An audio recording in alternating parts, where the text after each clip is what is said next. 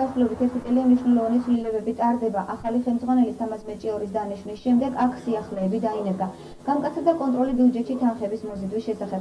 თუმცა ბოლო პერიოდში საგადასახადო ინსპექციის თანამშრომლებს რეგიონის ფინანსური პოლიცია აკონტროლებდა და საგადასახადო სამსახური გააჭის საკუთარ მეთოდებსაც იყენებდა. ეს საგადასახადოს ინსპექტორის ვახტანგ ძიძიგურის აზრია, რომელიც ირწმუნება, რომ ფინანსური პოლიციის უფროსმა იგი საკუთარ კაბინეტში სწორედ მის სამსახურეობრივ საქმესთან დაკავშირებით სცემა.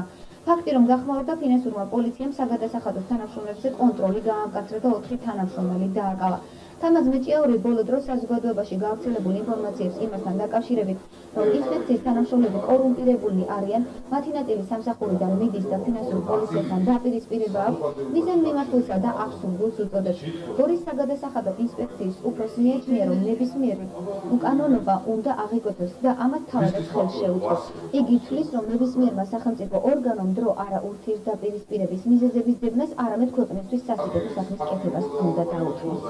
არ გამორიცხავ, რომელიმე კერპობის მიერ, ეს იყოს წინას ძალიან კარგად გამიზნული პროვოკაცია, რათა მართლაც შეაჯახოს ეს ორი სამსახური, საგადასახადო ინსპექცია და საფინანსო პოლიცია და ამ შეჯახებას რა შედეგები მოხდება, მე მგონი ბავშვისთვისაც ნათელი.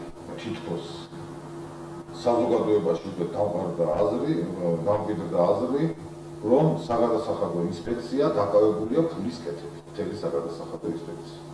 რომ ასეთ საზოგადოებრივი აზრი ნამდვილად ვიცი, რომ არზუგორში და არჩევნებაში ნამდვილად არის.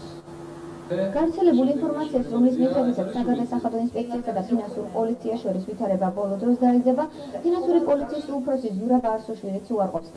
სიტყვა შურიძება რა? ესე იგი, რომ რაღაცაზე შურიძე, ხო? ხო. ანუ მე რომ ვეცემე და შემდეგ მე შური მეძია, ეს არის შურიძე. კი, მაგრამ ის რომ კიდე მეუცემე და კიდე მე დავიჭირე.